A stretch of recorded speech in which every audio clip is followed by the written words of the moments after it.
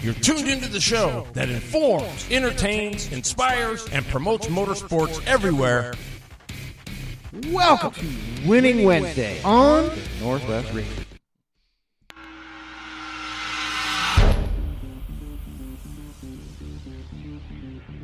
You're dialed into the show that informs, entertains, inspires, and promotes all things that go left. Welcome to Late Model Monday, the weekly show to stay in the know about asphalt late models here in the Pacific Northwest. Tonight's show is brought to you by Miller Kitchen and Bath, Bailey General Contractors, and by Myers Floor Covers, Welcher's Gun Shop, Flaming Pig Barbecue, and by the Wenatchee Valley Super Oval and the Leonard Evans Used Car Superstore, and by the great folks at Product41.com, McKinney Glass of Yakima, Atomic Screen Printing, and BLG, Blue Line Graphics. Be unique, stand out, and get noticed. www.blg.blue. And now, back to your horsepower and performance hosts, Terry Bridges and the Load, Jeff Eady.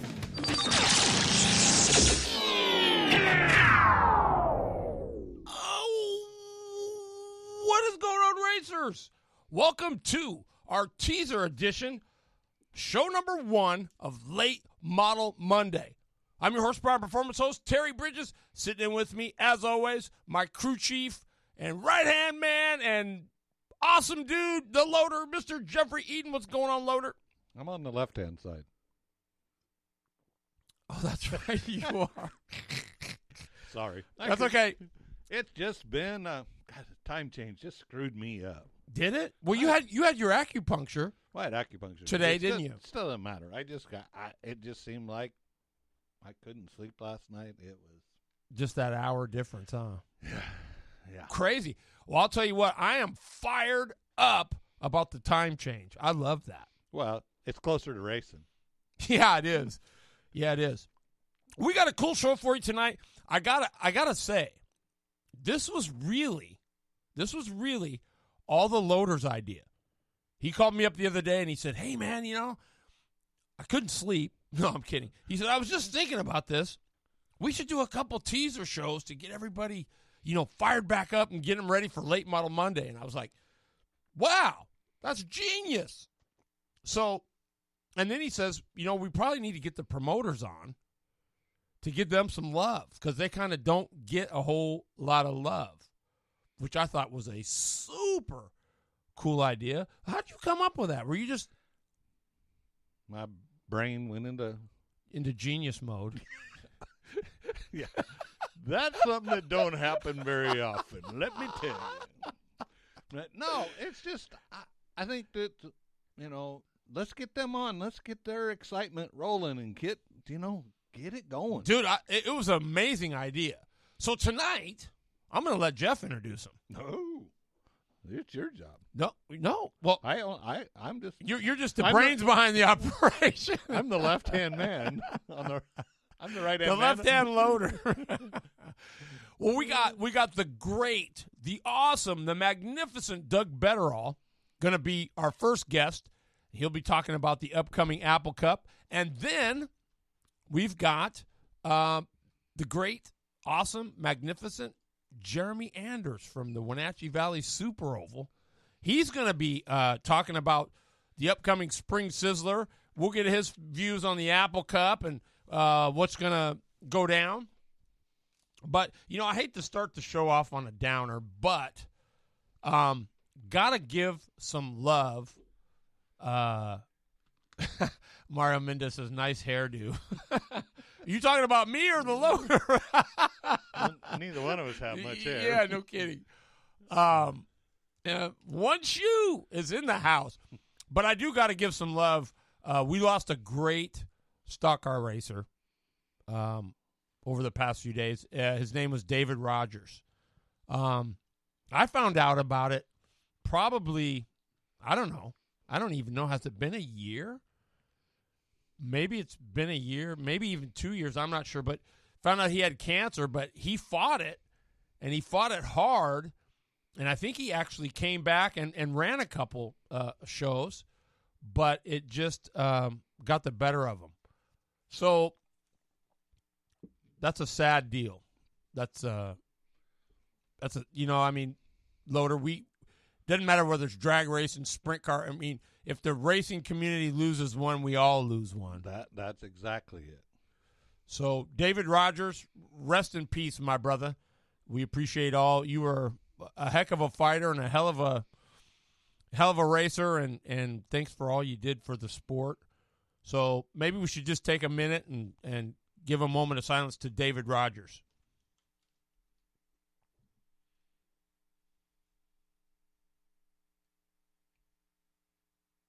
All right.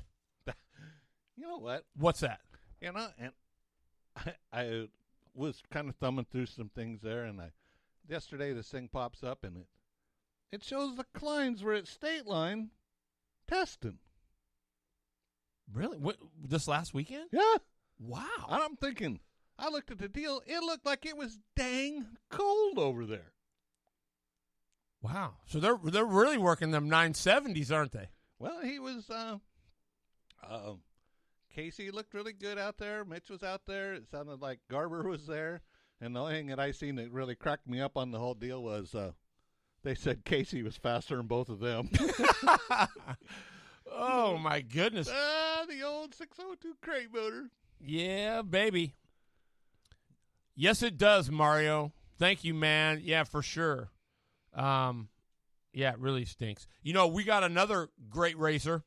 His mom, Loader, you know who it is. Yes, I do. Kellen Dean's mom. Yep. I've got my little bracelet on that I wear every day for her. And my mom's battle is my battle. So you're absolutely right. Hey, what's up, Jimmy Z? You the man, baby. So, here's something I found out. Well, you just told me tonight. Blankenship is going long-haul trucking, I hear. Yeah, I tried to find the post because it didn't, but yeah.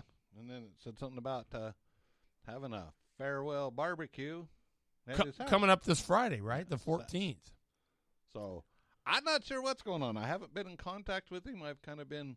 Yeah, I know. Been out and about. I was begging him because he said he had his other motor he was going to be putting in, and he said when he got it back from the dyno, I said, "Man, I'm going to come out put that in." And he's like, "Oh yeah, no problem." But then I don't know. Then he makes those. His wife cooks like a truck stop, man. Just like awesome. That's another one too. I forgot about that. Bart Hector. Oh, you're kidding. Greg Hector. Bart's brother. Oh my gosh! Thanks for that, Mike Hunter. Man, oh man, Greg Hector. Man, big shout out to that. I had no idea about that. Wow. I did see that. That must be Bart Jr.'s uncle. So, man, so sorry to hear that. So sorry to hear that. Shout out to Bart Hector Jr. and that whole Hector family. Man, wow. See, I was right. It was very cold. It snowed on our way to the track. And, yes, Casey was faster than both Garber and Mitch in his 602 crate, LOL. I'll bet that goes over like a you-know-what in church, huh? Yeah. Get out of my way, Dad. You're in my way. Yeah. Hey, we sponsored a iRacing. I don't know how many people are into that, but it sounds like it's pretty cool. We'll get to that in a moment. We got Doug Betterall. Oh, where'd he go? Doug, where'd you go? He disappeared on you? Oh, you forgot to plug him in. Well, let me. I'll try him back. We'll try him back. Hate when that happens. That's why it's a teaser show, right? We're getting back in the groove. Oh, how are you? Don't you hang up on me ever. No, I'm kidding. Doug Betterall, our guest tonight, folks. He is the awesome promoter of Yakima Speedway. Doug, what is going on, my man? How are you? Well, doing pretty good. We're awfully busy. We're just trying to get the track better than it's ever been. In the last 40, 50 years, we did a lot of work on the backstretch where the boys been kind of falling off that big drop off in the back. We're having that all repaved and cleaned up, and just doing a lot of painting and a lot of cleaning up and redoing the bathrooms and just going at it, man, trying to make this something that people will be proud to come and see.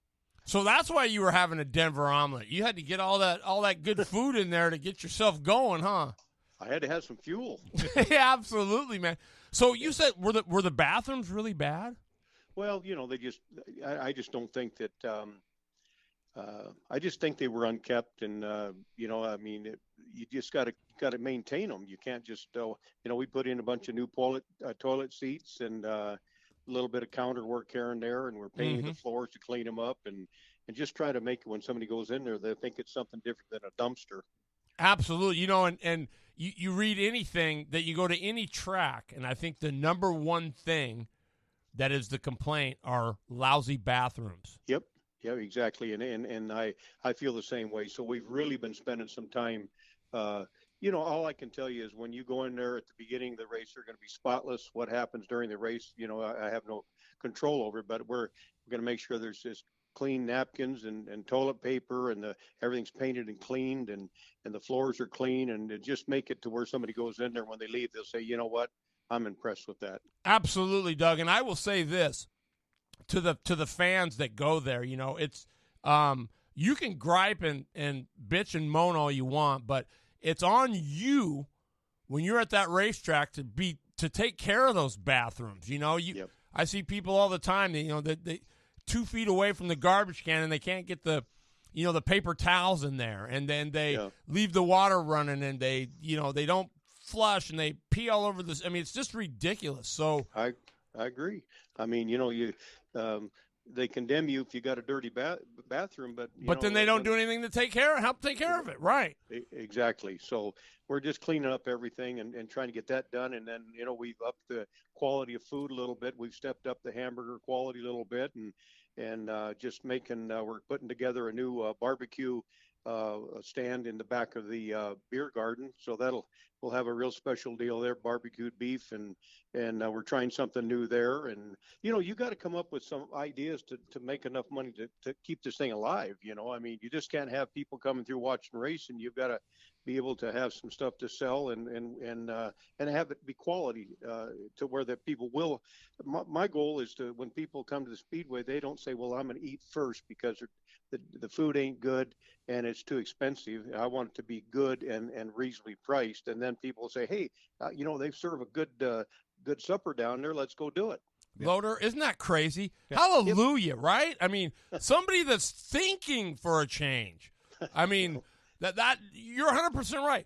If you want to bring your families there, right? I mean, some people have several kids and they bring mama and the son and daughter. I mean, you don't want them to have to pay $50 for a freaking ham. You know what I mean? It just it makes it cost prohibitive if you do that. Yeah, we got a special. We had to raise it just a smidgen, but we're putting out a deluxe quality hamburger. And again, we've raised the quality of beef a notch. A large order fries and a big Pepsi, $8. Works. What's wrong with that? Nothing. That's a fair deal, I think. Yeah, it is. You go to some of these things you go watch a baseball game or something in Seattle, it's probably $25, $30. So, we're just trying to make it to where the people will come in there, eat, have a good time, and then kind of bring the family. That's a big thing for me. I've been going down there ever since Harry Jefferson and Don Dowdy raced, and so I'm just trying to. I always used to set up in the stands and say, God, if we could just make this a little bit more pleasant to come to. So that's what we're trying to do. Doug, that's so awesome. And I will tell you, I went to a Mariners game, and I walked up there and I ordered a beer. They charged me $13 for a beer. Yeah. Well, I about fell over. I was like, I gasped. I said, you're kidding, right? Nope. Yeah. $13. Yeah, it's unbelievable. And that's another thing we're trying to do is promote some of the businesses to bring their employees down for a big shoot. On one of our good races, we have them come down and we give them turn one, and we give them beer and soda pop and really good deals on the food. And we had like 90 or 100 people from Tri-Ply and Cabinet Tech last year, and then we had it's just trying to be innovative and come up with all these ideas to want to have the people come down and watch some good Saturday night racing. That's so awesome.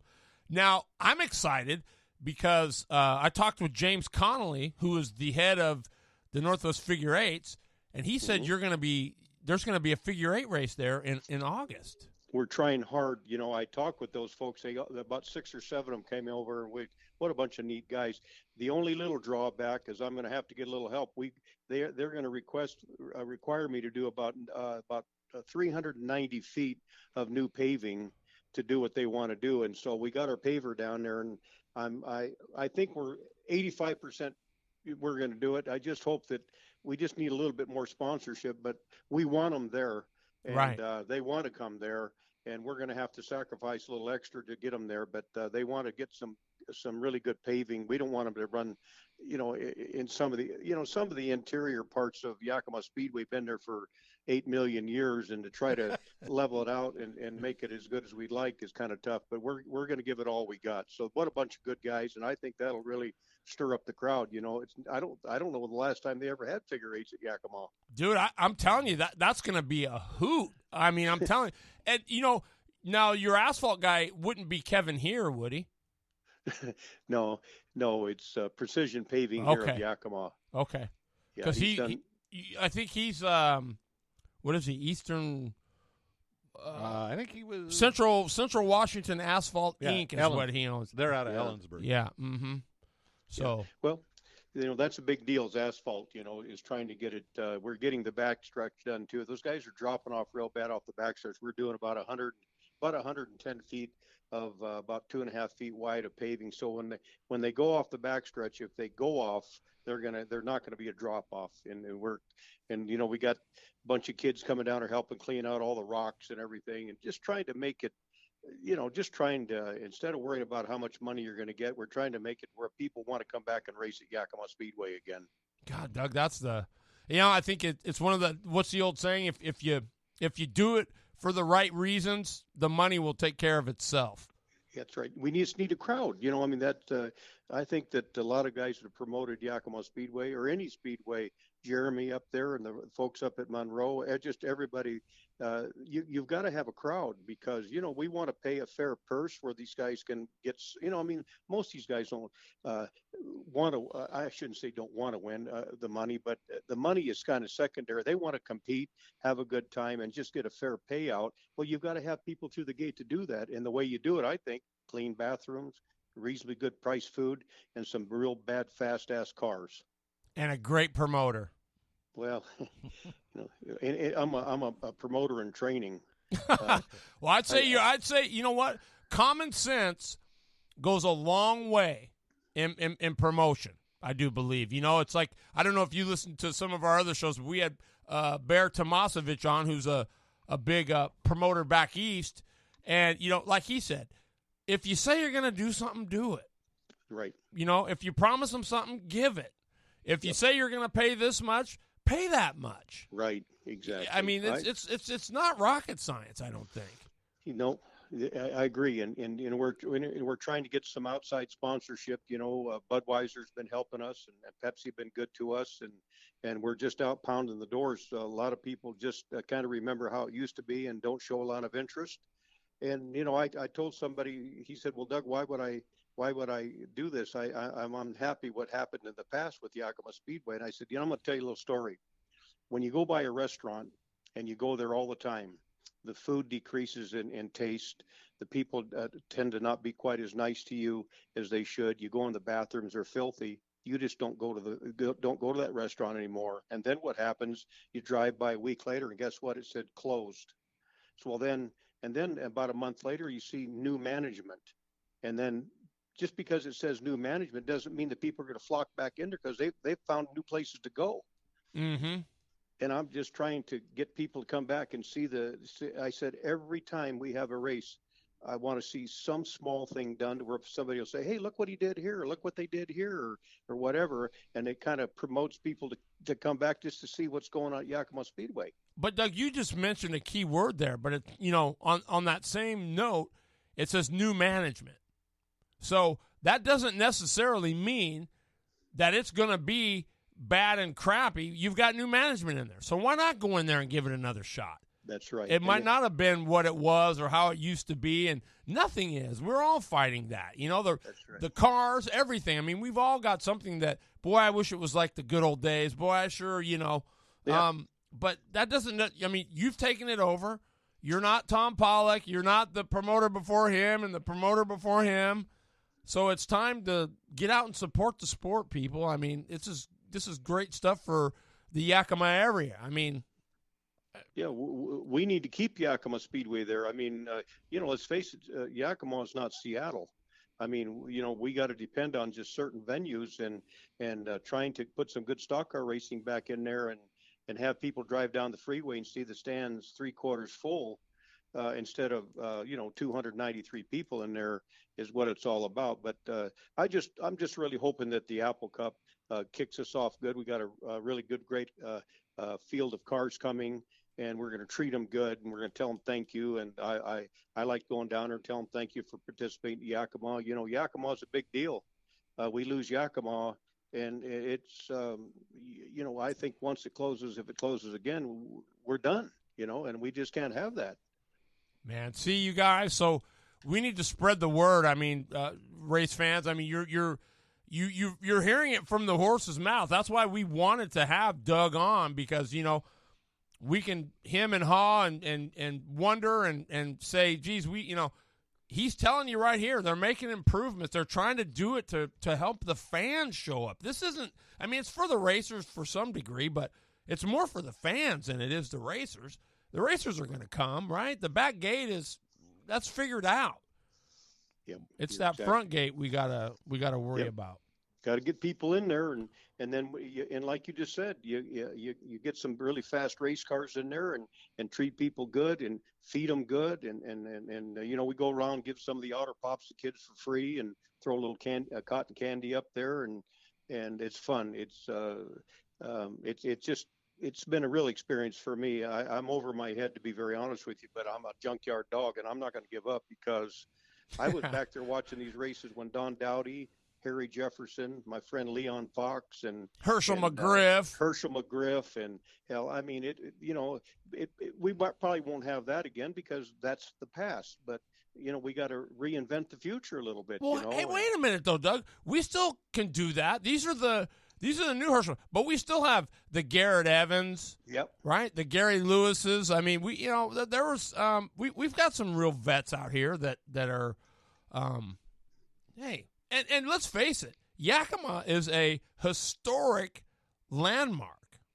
I mean, and you watch, if it were to go under, I'm not saying it will, but let's just say it did. Do you know how many boo-hoos there would be going on out there? Oh, boy. Yeah. Yeah. Sometimes you don't know what you've got until you lost it. Amen. And I'm just trying to keep it together.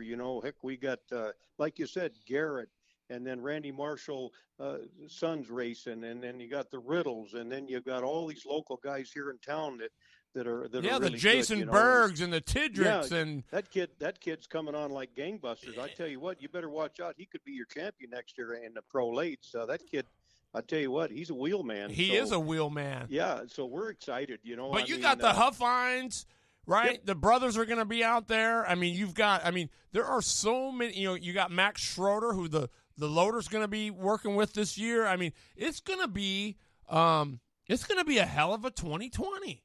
Yeah, I really believe that is, and I mean, we're just excited about it. And like I say, we're really trying to make the Speedway really look good. When you drive into Yakima Speedway, we've got all crushed rock, so it looks nice and clean instead of the Baja 500 like it's been in the past, You can come in there, and Hoosier's been helping us with some signage, and we've got some sponsors coming with some nice signs.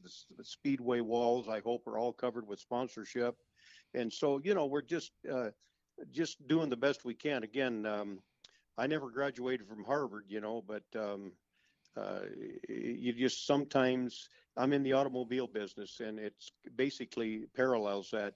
Treat people good, and if they have an issue, listen to them, and just continually. Leon Fox taught me when I first got the car business many, many, many years ago. He said, Doug, never, ever be complacent and rest on your laurels, because somebody's watching you and they're coming after you. So just keep raising the bar and make yourself raise the bar. About the time you think you got it good, do something else to make people say, wow, keep that wow factor going. Of course, Leon was my idol and taught me everything I know about the business, but I still kind of try to respect him and what he taught me, and so I'm trying to put it to use at Yakima Speedway. Wow. So Well, man, so what? I guess my questions are, so we've got the Apple Cup. Now, is it we always screw, well, I was not going to say we. I knew, he wouldn't talk, but now all I had to do was say we, and he was going to talk. Yeah. Is it the 52nd or 53rd annual, or what annual is it?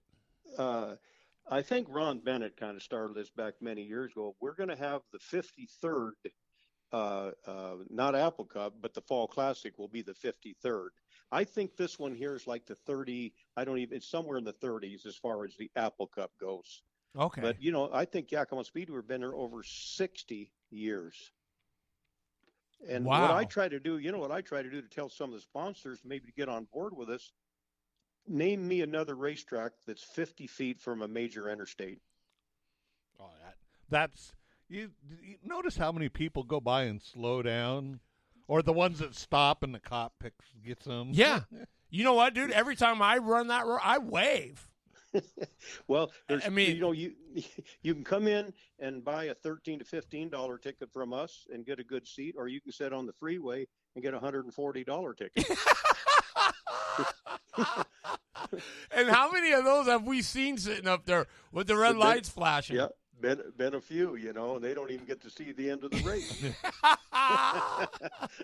I love it. That's a good one. So, anyways, no, go ahead. I'm sorry.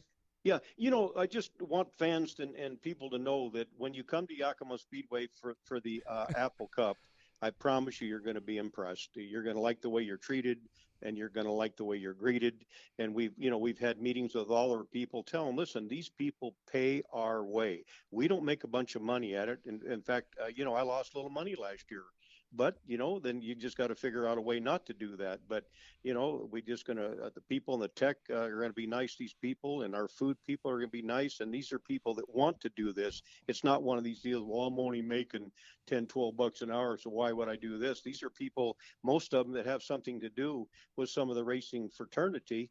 And, they just, when you first walk in, you're going to be impressed. I mean, like I say, we got this little barbecue shack we're putting together there behind the beer gardens, and we're going to really try to put out some super barbecue, very reasonably priced, and just try to not necessarily reinvent the wheel, but just try to do the things that make good business decisions. Yeah, because, absolutely. Racing's a business. It is a business. And you know what, Doug? I think by what you're doing is you're kind of actually bringing back that old – well, you know how it was. I don't know if you ever knew Ron Ale, but Ron Ale he ran Portland Speedway, and I can remember as a kid going in there, and they used to call them ale burgers. He had a big pile of grilled onions, and they'd pour beer over the top of them, and – you could smell that and the race fuel and the 90 weight, and it was just there was just something magical about that. Yeah, and I'm going to try to make it down to Kern a week after next, and I like to go to Hermiston. I like to go to Garrett's track. I like to go to Monroe, and I've been to Idaho a couple times, and I just like to walk in there and just kind of step back and watch how they do business. And if I see something that's outstanding, then I'm going to mimic it. If I see something that's a little bit substandard, then I'm going to tell the track guy, hey, I think you kind of maybe ought to look at this. And then I just try to take all the best stuff back to Yakima and just raise the bar. You got to raise the bar, or there will be no bar. Amen. And and Doug, you just hit it on the head. I mean, one of the things I noticed was you travel around.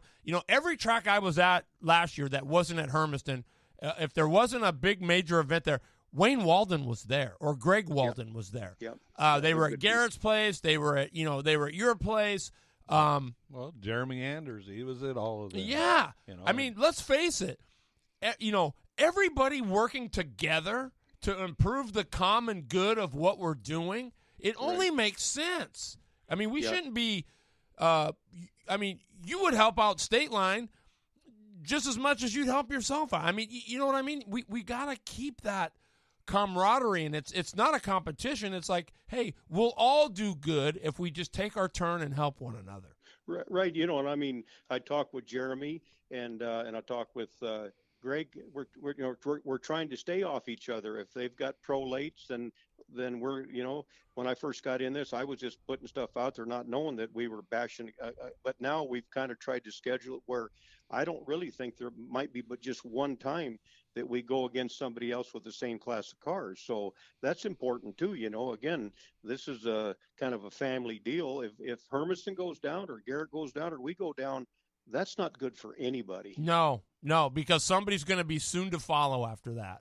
That's exactly right. Because a lot of these guys, they don't do a lot of traveling, and we've all got our own our little niche.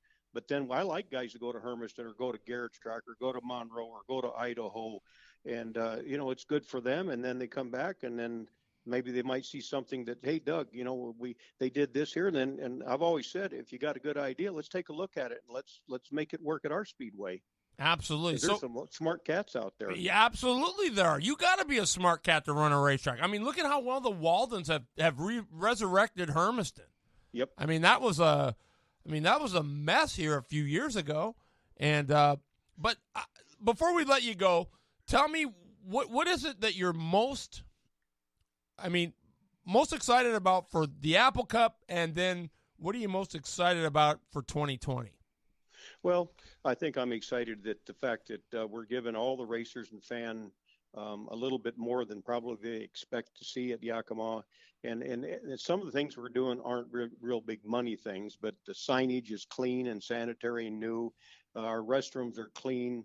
Our food is good. And we've got some fantastic race car guys coming in here and just flat getting with the program. And then the more people hear about it, if we can, you're not going to gain 6 or 7 cars at a time, but we just need to gain one at a time and come back. And I got Augie's coming here from Montana. He called me and said, Doug, I'm coming back because I like the speedway and I like what's happening there. So, and he's not a local guy. So I guess I just say, giving a customer when they come in, when they leave, I want to say, thank you for coming. Thank you for spending your money here.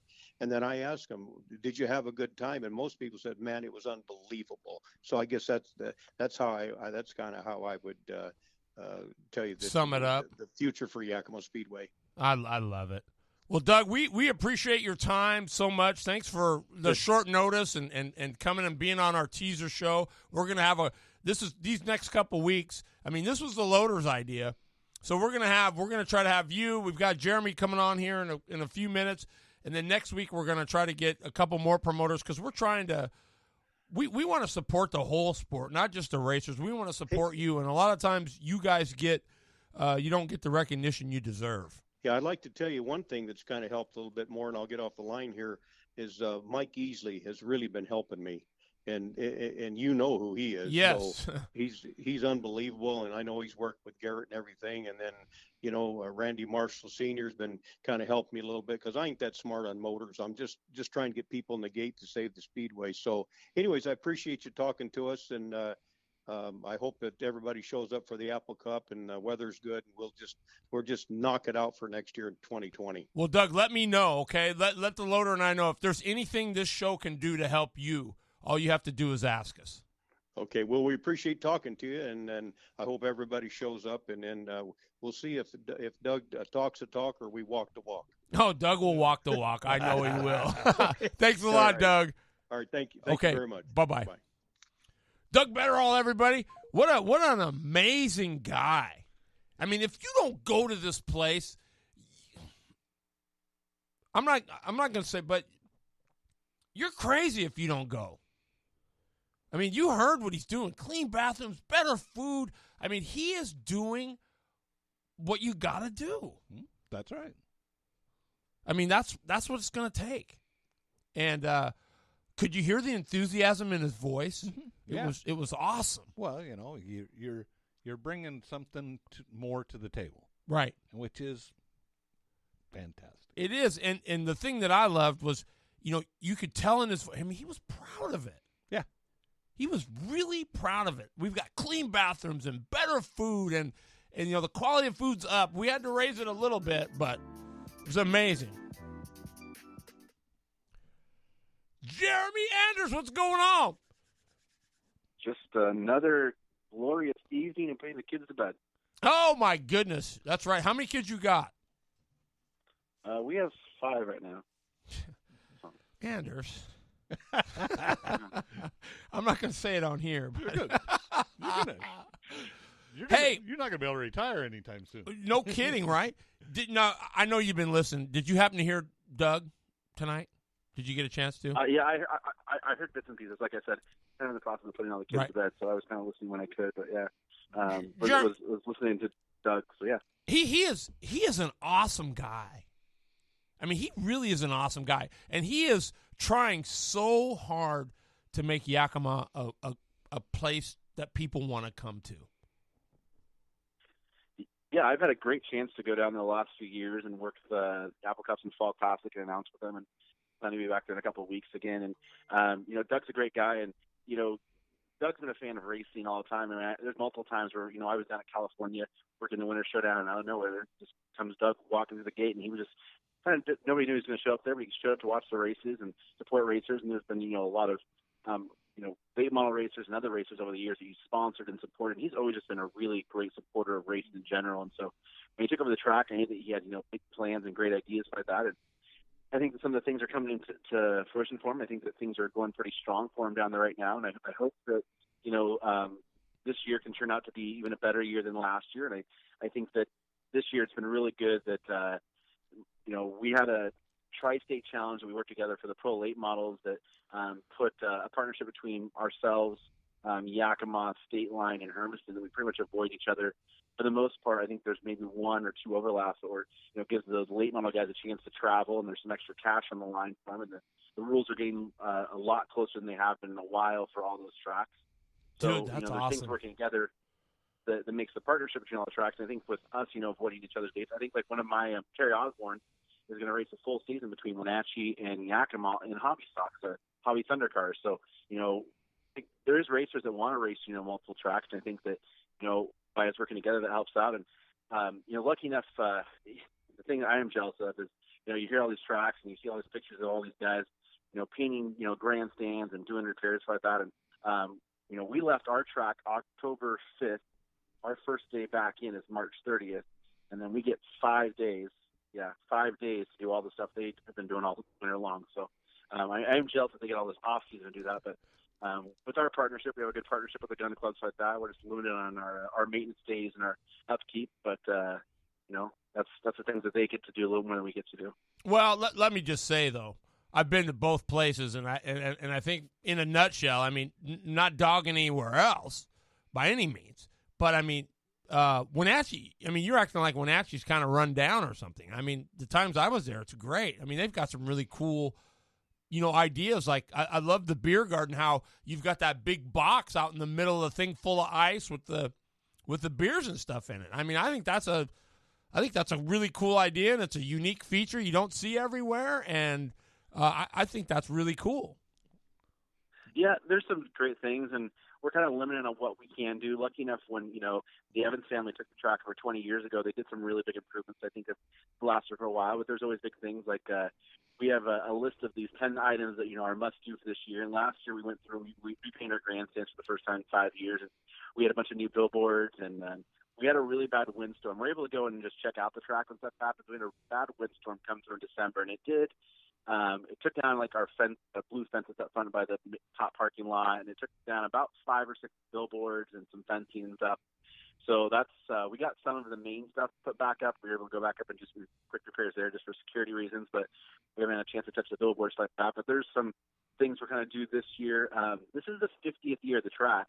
That's a pretty cool thing this year. And I was actually at a racers reunion this last weekend that they do in the area here with a bunch of the guys who've been around for a while. And it's was that the one Don Hall always puts on? No, this one is Tom Claiborne. He's kind of a historian of he does a lot of historian stuff for both Wenatchee as well as he has a bunch of historian stuff with Steve Freda. And then he's actually the historian for the figure eight fear guys. He was a guy that raced back in the 70s at Wenatchee. He raced at Freda, and he actually went over and raced at Evergreen in the figure eight stuff. So he's kind of got connections with all of them. But his collection of photography and newsprints that he had multiple pictures, some pictures I've never seen before of when they first did construction at Wenatchee. I'm looking like, well, that's the exact same foundation of the bathroom that's still there. That's the exact same foundation of the concession stand still there. We haven't changed a whole lot of things since, they put this thing together 50 years ago. And so, we're not able to build as many things or change things just because of our building code and regulations like that. But we're going to do some remodeling this year. Like, we're remodeling our VIP booth. That hasn't been touched in about 20 years. It's new flooring and some new stuff in there. And then we're going to do some repainting the bathrooms. And like Doug said, bathrooms are always important. And we always bring in, we don't have a lot of room to build new ones, but we always bring in, we have a great partnership with Apple Valley Pumping, and they bring in some great WW Pumping. They bring in some great porta potties. Yep. And they keep them clean and fresh, and we always have to make sure up there. So bathrooms, porta potties are always very important for race fans. Oh man, Rick Terry in the house. Oh baby. Well, that's what it's been cool. I've been watching this 50th deal, coming up with all the stuff that you've been putting online. I've been enjoying that, all the old cars and this stuff. That's been really cool. Yeah, we actually, one of the things I came across, and I posted, I think it was yesterday before, was the original advertisement for the very first race ever at Wenatchee Valley Super Oval back 50 years ago. And it was, people were getting shocked. It was the Northwest Superstock Association on one night, and it was, I think it was open wheel modified the other night. And each night was a $1,500 purse. That was the total purse. So, if you got 20 cars, you divide it by 50, by 20 or whatever. And people were getting freaked out about it. I'm like, hey, back then they were putting big money. But then I was talking to some of the local racers at the reunion on Saturday night. Like, yeah, there's a few nights where I have checks for like $1.02 or $2.05 for my race winnings. So, yeah, it wasn't always like that. But, there's always good ones there.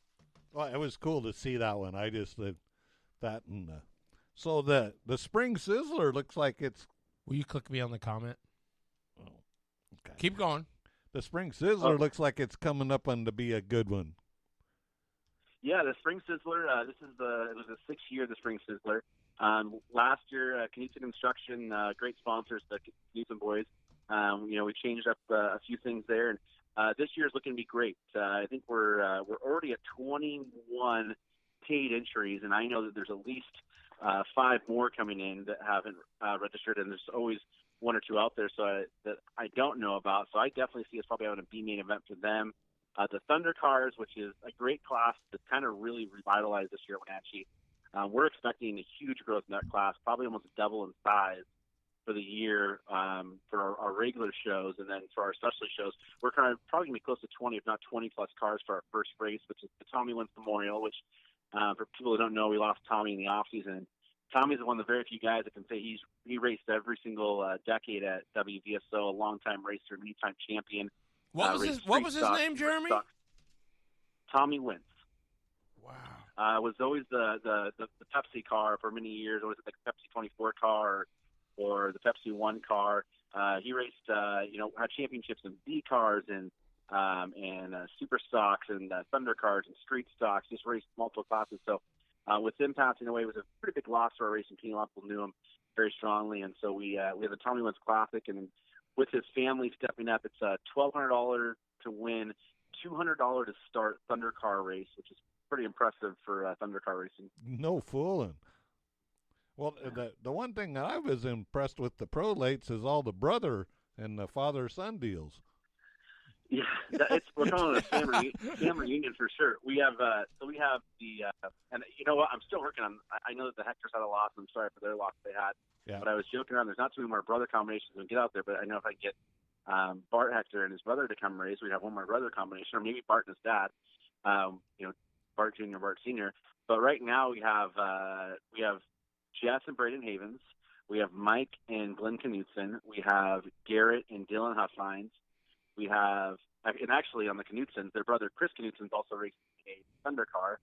Then we have Dan Garber and Dave Garber, so both those brothers are racing with each other.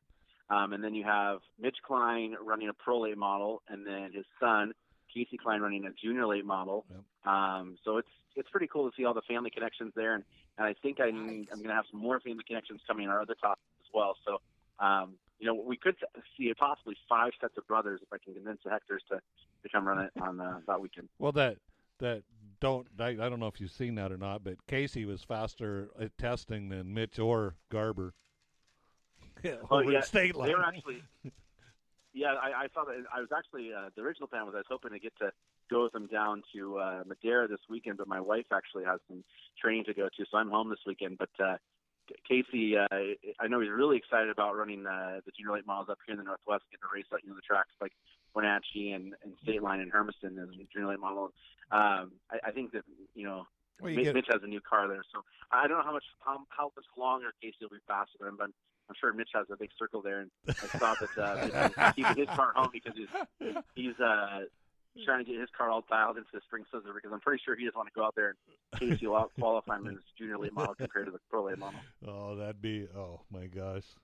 Wow, that's awesome. I mean, Jeremy, listening to Doug and kind of just looking at, I've seen some of Travis Sharp's posts. He's got some cool stuff going on out there, but 2020 is going to be an awesome year, man. Yeah, I think there's some great stuff going on. We just started getting the stuff out for the first Leonard Evans race. We went from an 11-race schedule to a 14-race schedule, and because we wanted to add a few events in there. And we have the Wenatchee 200, which is a $10,000 to win one-day show. There's an optional Friday practice, but it's qualifying racing all in 1 day, 200 laps, $10,000 to win May 23rd. And we're getting some interest from quite a few big West Coast names, as long as pretty much all the Northwest guys have circled that one on their calendar. And I think that'll be a great race for us. But I think racing across the Northwest is going to be pretty good this year. I see our car counts going up for most of our divisions. We're bringing in the junior late models, which I brought in last year, and then there's some partnerships with both Matt and Lacey. We have them traveling to State Line and Hermiston. I think that's really cool that happened this year. That I think people got to see was the connection with this whole tri-state deal. We're doing a legend series between ourselves, between Wenatchee, Hermiston, and State Line. The pro late deal between Wenatchee, Hermiston, State Line, and Yakima. And then we have the junior late models between the three tracks, and then we do a hobby challenge between Wenatchee and State Line. So it's just probably the most partnership we're seeing in a lot of tracks. And we share quite a bit of drivers, especially on the pro late model side with State Line and Thundercar side. And we saw some traveling back and forth on the Hermiston side last year, and then we always see some stuff between Yakima and stuff. So we're kind of interesting that we sit in the middle of, we are probably one of the few tracks that get a lot of players from Evergreen as well, so we have to kind of look at their schedule. But it's going to be a great year. I think that there's some good things happening out there. I think that for like us, it's kind of cool is we're seeing like 7 different drivers coming out of retirement and coming back to WBSCO. And I'm talking like not just like a 1-year retirement, like 2-year retirement, 10-year retirement, 7-year retirement, coming back and racing. Like Gary Homad, who used to race across the Northwest Outlaw Street Stocks. He's coming out of a 10-year retirement, bought himself a pro late model from over in the South Sound area. He's come back to pro late model racing. Brandon Knuff used to race in our B modifieds. He's coming back out. And then for us, a really cool thing is I always love open wheel modifieds. It's always a fun one to watch. And we're bringing back the B mod this year. Yeah. I think it's a classic. That one's exciting me. I seen that. I thought this is cool. It's a very I think cost-friendly modified way to go with the way we did it. We incorporated the 602 motor. We have an engine claim out there. So, yeah, you can build an open motor, but it can still be claimed for, I think it's $4,300 or $4,400. But we have that 602 motor, which really evens things out there. They run on the 970 tire, which, you can buy new, or you can get, you can rent it takeoffs from somebody else. And then there's a lot of other things that keep the cost down in that class. And we're seeing, Chad Holliday's building the car. Mike Roberts, who hasn't raced in quite a few years, was always fast on Wenatchee. He's got his car coming back out. And we're seeing, some other drivers as well. I think that we'll probably, see that class kind of start off a little smaller in the year and then kind of grow throughout the year as people see it. I think the same thing you're going to see with the junior late models is when Madeira started their junior late model program down there, they only had, I think it was 7 or 8 cars their first season. And then it's grown to now where it is, and it's pretty big. And I think we're going to see something similar to that this year. Is probably see it start off with 6 to 8 cars these first couple of races, and then by the end of the year, grow even bigger. So that'll be great. Dude, that is awesome. I mean, that's super awesome. And Jeremy, honestly, what I think the coolest thing is, I just think it's really neat that the tracks are working together to support one another. I think that is one of the biggest things that's going to help the sport around here is just that good solid relationship between all the tracks. And I mean, I think it's kind of in a sense, Matt's been in his position for a couple of years now over there, and the Walton's taking over at Hermiston, Doug taking over Yakima, myself taking over Wenatchee. We kind of all had different thoughts than, maybe past promoters have had at those facilities. And so I think that, I had the lucky enough that I've been able to travel the Northwest the last, 7-8 years as an announcer. And so I've, in a sense, worked for all these people at different times. So those relationships carried over when I took the position last year. And, my first phone calls last year I had were to other promoters, and I still talk to. I talk to the Hobbs all the time. I was talking to them today, and we talk with Nick at Southtown all the time, and making sure that we try to do those stuff off. And we're working with Adam Nelson this year, Meridian. We're bringing up his Speed Tour sprint cars to race, which our Thunder in the Valley race is kind of going to be a scary one to watch, but a fun one to watch, because we now have a triple combined sanction event, and is a NSRA sprint car show racing against the Granite Sprint Car Series, racing against the Speed Tour Series. So last year we had 14 cars. Aaron Wilson took the all-time track record down at WDSO. Now everybody saw what Aaron did. Now you're going to see all those other big names from across the Northwest come in there and come and race Thunder in the Valley the third week of July. And I think we're going to have 20, 25 sprint cars racing it out for the fastest quarter mile in the West Coast, the fastest cars on the West Coast, all racing out there. It's been pretty crazy for that one. But that just shows you, though, that we were able to work together with multiple associations, put them into one combined race there. And I give big credit to Adam Nelson, because he was a big helper in that. But that was, us working with another track. So I think that, for us to be successful, other tracks have to be successful as well. There's a lot of weekends, and I think really it's tougher for all these tracks to get down to the racing every single weekend, or having an actual racing program every single weekend. I think that, it helps to take those weekends off every once in a while, or put them in there, whether it be like, Evergreen does with their drift programs or their motocross programs, or they do the Mexican rodeo part there, or the Matt does his roller derby car thing over there every once in a while, or he has a couple other festival things that he does, and we're not able to do that stuff as much just because of our lease that we have in our contract. But I think that 11 to 14 race schedule is really common that you're seeing across the country now. If you go look at tracks that raced 20, 25 times for all these years, they're really cutting down on their races, just because it's really tough to, I guess, break even to not lose a lot of money on our regular Saturday night show. But I think, if you can do your best to try to change things up and spread them out, so, you don't have a race every single weekend, that fan, they're looking forward to coming back 2 weeks later. But having something different every single night is a big thing too. I mean, we try to spread our schedule out, that we have something different all the time. Like, this year we're bringing Mr. Dizzy back. We haven't had him in quite a while. Last year our truck races was the biggest crowd we've had in 9 years of the track. Isn't that crazy? The boat racing. Yeah, the boat races, that was a huge crowd as well. Yep. So we're trying to do some things and spread them out there, and have something different all the time. We're doing some more stuff in community. Like this next week, we're going to have they have the home show at the Town Toyota Center, the big arena here. It's 20,000 people to walk through over 3 days, and we're going to have a booth there with a couple cars on display, and selling tickets for our opening weekend, and giving out schedules and stuff like that. So being out in the community and doing things like that as much as we can to fill the stands up. Like Doug said, you can do all this stuff, but you got to have butts in the stands to be able to pay the bills. Hey, Mitch Klein says, "Breathe, Jeremy." Yeah, I talk a little fast. When I get excited about something. Oh. Jeremy, I love it, man. Don't apologize. That was all just in fun. But and this is what it's supposed to be. This is what we wanted. Yeah. We want to get the excitement going for these opening races to get things moving. Yeah. Mitch has seen me at my best and my worst, so well, I got to ask you before we let you go. Did you I know, because you get back there way more than me, but did you ever meet David Rogers? Yeah, I did actually a few times. So I was able to cover the Snowball Derby for the last 5 years, I think it was, or 3 of the last 4 years. So able to meet him quite a few times, and he was a great guy. He was, I guess the equal is, he's the Garrett Evans of Florida. He's a legend in that sense that, in all of Florida. And Florida's a lot of races like that. And he's a guy who has been at it for, since the mid-'70s. And he's, won a lot of track championships like that. And I was sharing stories with Garrett. And Garrett actually had the same year that David won the national championship was the year that Garrett won the tour championship in '94, and they sat together and met each other at they did Oh, the wow, NASCAR banquet. cool.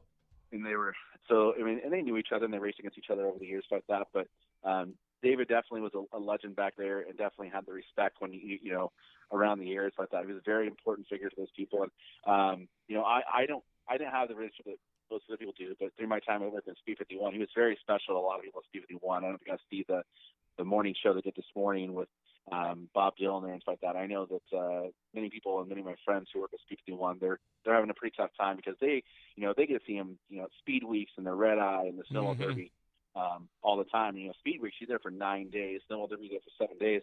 So in a 2-month period, you get to spend 16 days with these drivers. So you get to know him pretty well over that time. And so Absolutely, man. He was always a guy. I remember my first time meeting him was actually I was in the tech line. One of the jobs you have when I go back there is it's driver info. You spend the whole entire first day of tech just in the driver's line talking to drivers. And I walked up and I knew the names like that and got to meet him, talk to him. And you ask like all these random questions. You're collecting information like your wife, your kids, like that. And he was always pretty funny to talk to.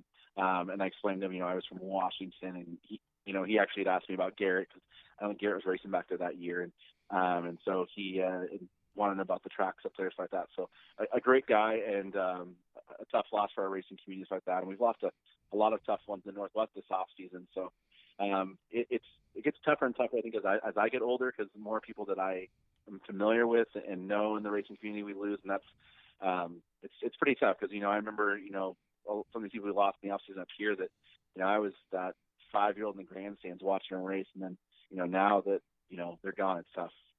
Yeah, it is tough, man. I mean, and like we were talking earlier at the start of the show, it doesn't matter what genre you're in, whether you're open wheel guy or late model guy or pro late guy or a drag race. I mean, if the racing community loses somebody, we all lose somebody, and that's what's so cool about it. Yeah, they're the toughest thing you can do in our racing community. And I'll tell you, I lost my dad back in September, and I think for a lot of us who are in the race community, our best medicine at the racetrack is. And so for those people who lost in the off season here, they probably just can't wait to get back to the racetrack because it is a great way to heal and a great way to kind of, because a lot of us have our best memories with our family and stuff is at the racetrack, and it's just tough. And when you do that memorial lap, I think it brings some closure a little bit. For a lot of people is that, that memorial lap you get to do at the track, it just kind of says, that was their final time on the track. That was their final lap around the track. And for a lot of people in the race community, I think that's a special time, and that really does bring closure to people. Well, that's really cool. And too, though, I mean, I lost my uncle last year in March, and he was a race fan, but he never seen me race or didn't really do a lot. And he lived down in Oregon, and when I found out that night that he'd passed away, I called up Rasmussen's, and I went to Monroe and spent the day up there. And the racetrack to me was what calmed me down. It was so much because I was around my element of what I really love to do. So it was a tough day, but Tommy and Pit Mom, they took care of me. That's super cool. It was like family. That's the whole thing. That's what racing to me is about. Well, I mean, for the most part, a lot of times, especially I don't travel as much as I used to before, but there's a few years ago where I think I was gone 32 weekends between. I was either working at a race one last year or traveling with the series or doing another special event. I was gone 32 weekends. So I was seeing a lot of people multiple times. Your racing family, that's your second family. You are close with them. That is you're spending all day. You're getting there and seeing them at 7:00 at night, and sometimes you're still seeing them at 7:00 next morning. You never went to bed because you're up in the parking lot drinking beers with them all night long. So, I'm sure Mitch Klein can contribute to something. Not Mitch, but that's you spend a lot of time with them like that. And I got to know the Kleins really well through that part there, and I've had a chance, to travel with Garrett quite a bit and do those things and other races as well. One of the favorite times at Summer Showdown that I have, and this last year, I got to go over and just be the announcer, so I got to spend a little more time in the campground, and cruising to the campground. I walk to the campground at the Summer Showdown at 2 o'clock in the morning. People are still going crazy. Those are great times, but, you know, you can walk into any campsite and start a conversation with somebody, and within 3 seconds, you're going to make a connection of, you know, they say the 6 degrees of separation with Kevin Bacon, like in racing community, it's like 1 degree separation. That's a fact, man. Well, Jeremy Anders, we appreciate you on the short notice taking the time to be on our show. We're hoping we want to give you guys some pub because you guys are the unsung heroes of the sport, and man, we just love you guys. So we want to give you some love and show you some love, and get everybody fired up for man. What's coming up. I mean, yeah. You know, so the String Sizzler, we're kicking off April 11th. You get tickets at WBSO.com. It's the 15th year of the track. There's some really cool merchandise coming in. And, you know, if everything goes right and we have great weather for those 5 days that we get to do all of our maintenance, we'll have some big changes and new looks at the track as well. Right on, Jeremy. We love you, man. We'll be talking soon, okay? All right, thank you. You betcha. Bye-bye. Bye. Jeremy Anders, everybody. He is the GM and the promoter up at Wenatchee Valley Super Oval. Guy's a very talented individual, not only promoting but announcing. And Loader, great genius idea, man. Mike Easley's loving it. I love it. Well, now you know why. It's not for his looks; it was for his brains. That's right. It definitely ain't the look. So, but I got my Carruthers T-shirt on. I got my Chuck Carruthers T-shirt on. You do? Why, of course. Well, shoot. Blankenship hat, and then I was wearing my Tyler Brown sweatshirt. That's awesome. You're dialed into the show that informs, entertains, inspires. Oops, that's the wrong one. But, hey, we want to thank everybody for being on the show tonight. Get ready for some secret spy photos, Mike Easley says. We love that. And, yeah. Is that like a secret squirrel? A secret what? A secret squirrel? I always had my secret squirrel to where I could find out what was going on places. You did? Oh, yeah. So, Jeff, tell them what we're doing next week. Next week we're going to have 2 more. I'm not sure which 2 yet. Michelle Martin, how you doing, lady? Hey, Michelle, thanks for the cool pictures of David Rogers. That was super awesome. Yeah. But yeah, I'm not sure which 2 yet, but we've still got some more to go. I've got a shout out to Matt Alexander. I know we got our choice. We got to get the Waldens on. We got to get Nick Ben on. We got to get the Hobbs on. It looks to me like we got 2 more weeks worth of shows. You know what? I think you're right. I know. And there's nothing wrong with that, is there? Nope. Enjoy getting back in the groove. I'm looking forward to it. I'm gonna be working with Max Schroeder this year in the Schroeder Motorsports team. Looking forward to that. If we can get across the mountain this weekend, we're going to Yakima to shake the Super Late down. And looking forward to it. I am definitely looking forward to it. Super cool. I guess that's a wrap. Right? I'm trying to find. I had my intro. I don't know. I guess I got it all messed up. So. Here he goes. He's all screwed up. No. So, but yeah, we'll just use this for now. You're tuned in to the quickest Nope, hour. not that one either. Thanks for tuning in, Seth Frazier. I got to give a big shout out before we get out of here. Travis Barnes. You're dialed into the show Won the that iRacing. informs, entertains, inspires, and promotes And, all things that you go won both left. of them. The Welcome Northwest to Race Late Model Report, Monday, the weekly show 200 to stay in the and know the, about Joe's Racing asphalt late 150 models back here in to the back. Pacific You'll be our Northwest. guest Tonight's show on is brought to Wednesday you night by right here in Miller the Kitchen Northwest and Race Bath, Report. Bailey General Contractors, and by Myers Floor Covers, Welch's Gun Shop, Flaming Pig Barbecue, and by the Wenatchee Valley Super Oval and the Leonard Evans Used Car Superstore, and by the great folks at Product41.com, McKinney Glass of Yakima, Atomic Screen Printing, and BLG, Blue Line Graphics. Be unique, stand out, and get noticed. www.blg.blue. And now, back to your horsepower and performance hosts, Terry Bridges and the Load, Jeff Eden.